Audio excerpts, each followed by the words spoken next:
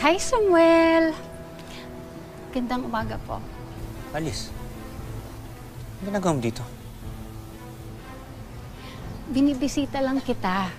Nalaman ko kasi na dito ka na-assign. Tsaka dinala na rin kita ng pambaon mo.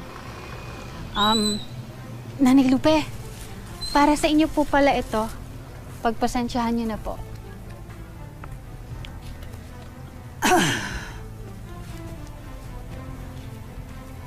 Ano yan, Suhol?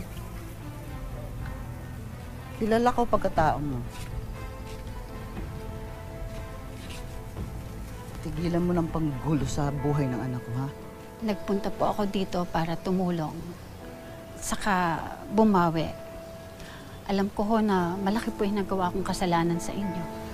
Tulong? Anong tulong? Gusto ko sanang bigyan ng negosyo yung mga magulang mo. Kasi tumatanda na sila. Kailangan nila ng karagdagang pagkakakitaan. Anong negosyo? Kailangan ko po kasi ng kasosyo dun sa kakanin business ko. Naisip ko po kayo, Nanay Lupe. At para kayo po yung magbenta, ako naman po yung magsusupply. Kung ano man po yung kita nyo doon, sa inyo na po yun. Basta balik po na lang po ako. Okay lang po ba sa inyo yon? Seryoso ka ba dyan?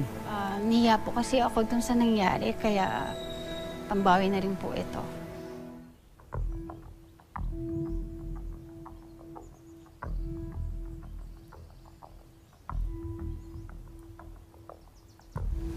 Alice, maraming salamat sa tulong mo.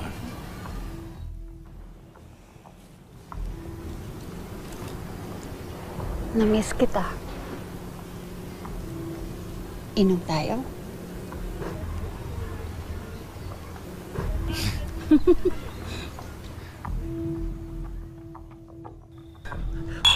Ubusin natin to. Kaya ba ba? Okay ka lang? Isa pa nga! Isa pa? Isa pa. Bottoms up mo yan, ha? Bottoms up mo.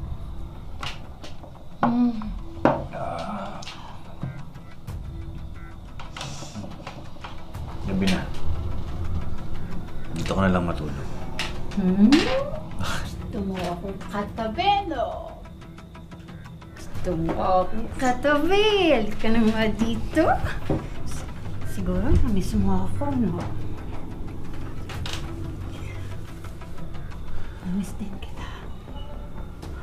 Miss kita, Alice.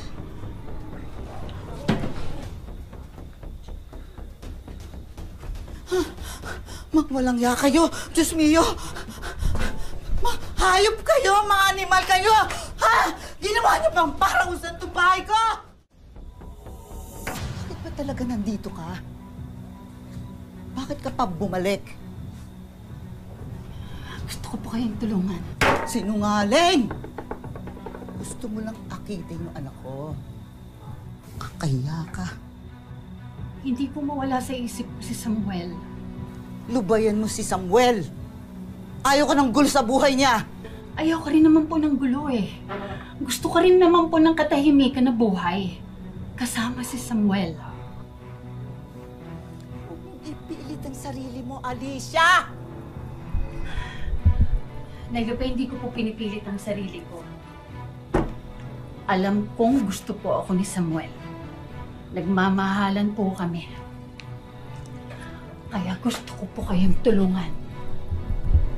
Dahil gusto ko po kayong umasenso. Ang pamilya po ni Samuel, pamilya ko na rin.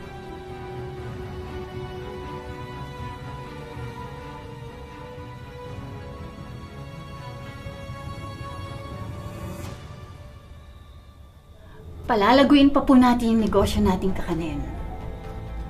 Magtulungan po tayo.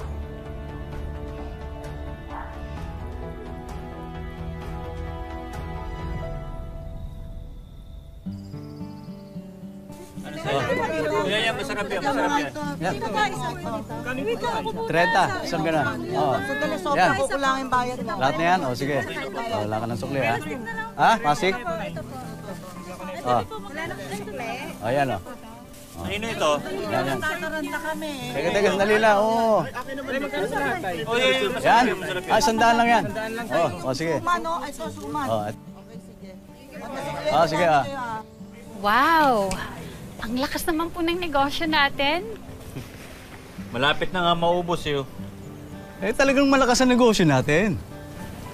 Naku, dapat lang po, no? Talaga naman, masarap yung kakanin ko.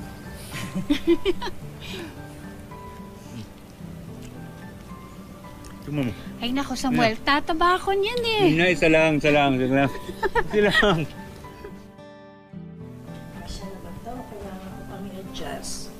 Okay naman po. Yung budget lang yung kailangan i-adjust. Baka pwede niyo ako bigyan ng discount. Sige na nga. Mabait ka at saka madali ka naman kausap. Bigyan pa kita ng 500 peso discount. Ay, nako, salamat ho. Salamat ho talaga, ah. Salamat. Okay na po yan. Gusto mo na. Mamaya na lang.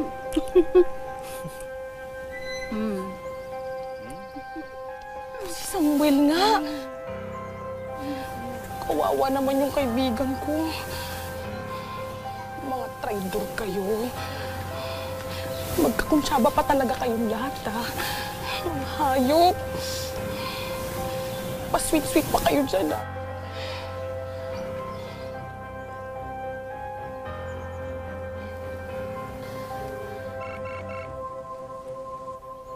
Hello, Daisy. Hello? Oh, Lisa, mamaya ka na tumawag na sa fitting pa ako. Daisy, niloloko ka na naman nila. Mga hayop na yun. Anong niloko? Sinong sila?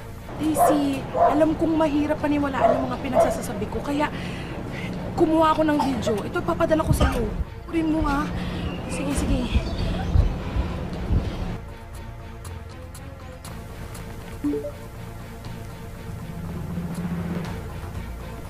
Mga traidor kayo.